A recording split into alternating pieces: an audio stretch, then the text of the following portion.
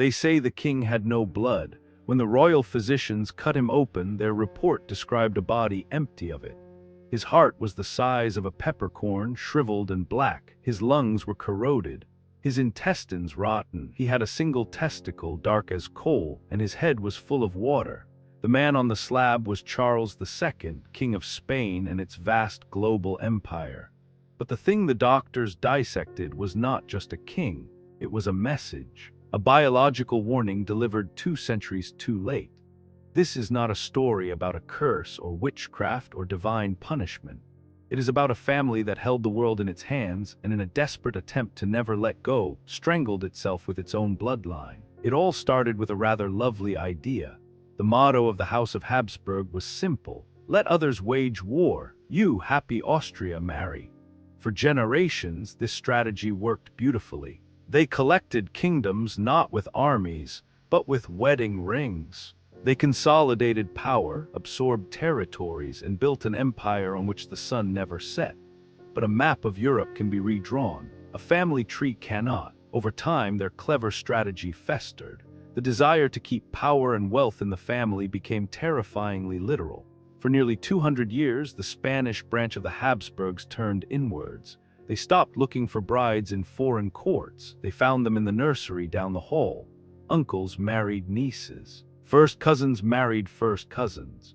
Sometimes double first cousins. They weren't just keeping it in the family. They were sealing the exits. They called it preserving the purity of their blood. We now have a different name for it: genetic suicide. Of all the marriages in the Spanish Habsburg line, over 80% were between close blood relatives. Think about that. Not distant relatives you've never met.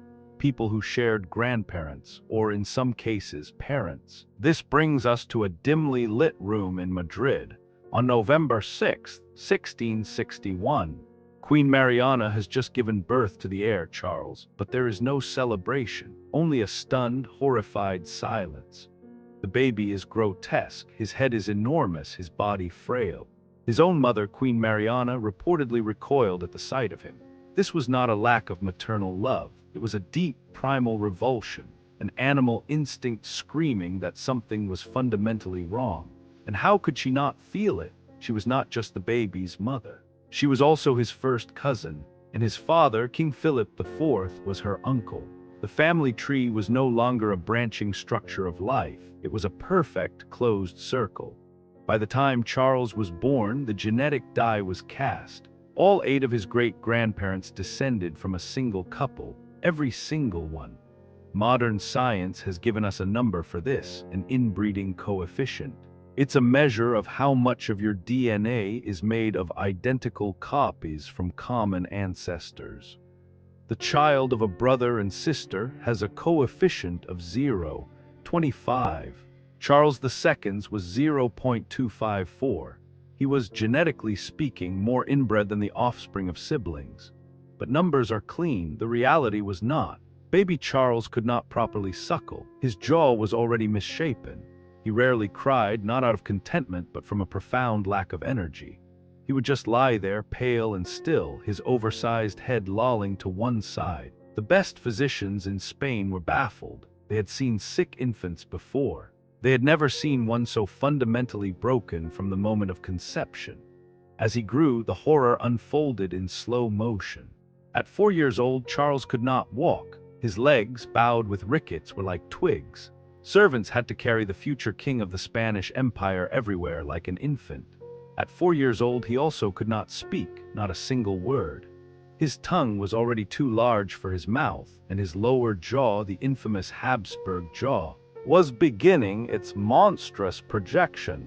When he finally did learn to speak, his words were slurred and wet, almost incomprehensible. Royal attendants had to stand by with silk cloths, constantly wiping the drool that poured from his chin. Imagine a skull, and then imagine pulling the lower jaw forward by several inches. The teeth no longer meet. The mouth can never close. Food cannot be chewed. For his entire life, Charles II had to swallow his food in chunks like a bird. Meats were minced, vegetables pureed, bread soaked in wine until it dissolved.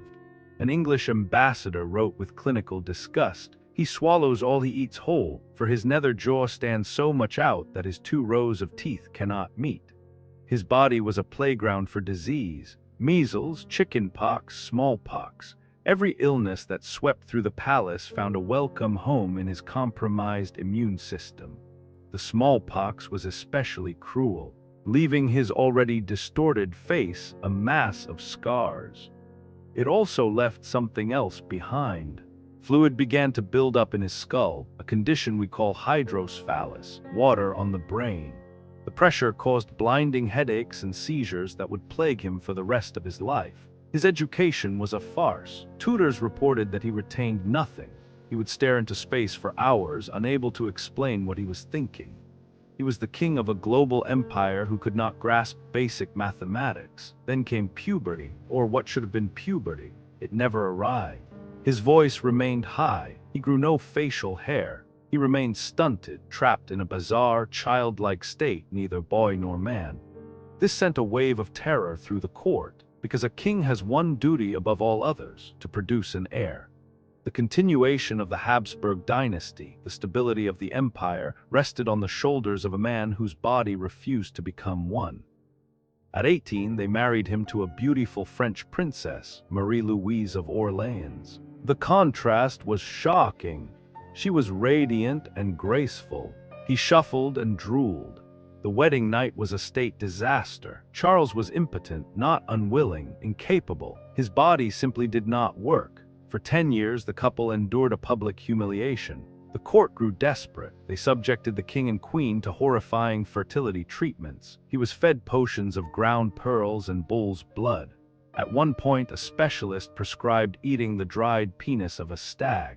When medicine failed, they turned to superstition. Charles's own mother, in a final, ghoulish attempt to break the curse, had him sleep in a bed next to the exhumed, decomposing corpses of his ancestors.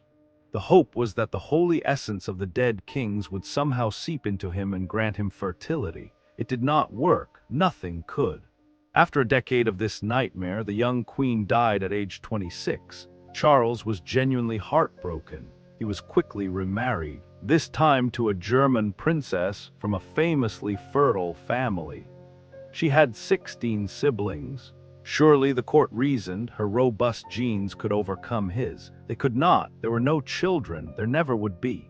By now, Charles was in his 30s, but he looked like an old man. His hair was gone. His teeth had rotted out. He suffered from constant seizures, and in his lucid moments he spoke of seeing ghosts and hearing voices. The court gave him a nickname, El Hechizado, the Bewitched. It was easier to believe in witchcraft than to face the truth. The Spanish Inquisition even got involved, arresting the king's own confessor on charges of cursing him. Charles himself believed it. He wept and asked what sin he had committed to deserve such a fate. His only sin was being born. His curse was written in every cell of his body. The end came in the year 1700. He was 38 years old. In his final days, he was a hollow shell, gasping for breath, his mind lost in a fog of pain and confusion. And after he died, the physicians picked up their knives. They opened the body of their king, and what they found inside was the final chapter of this tragedy. The body with no blood, the heart the size of a peppercorn, the single dead testicle. It was a catalogue of failures, a body that had been at war with itself from the moment of conception.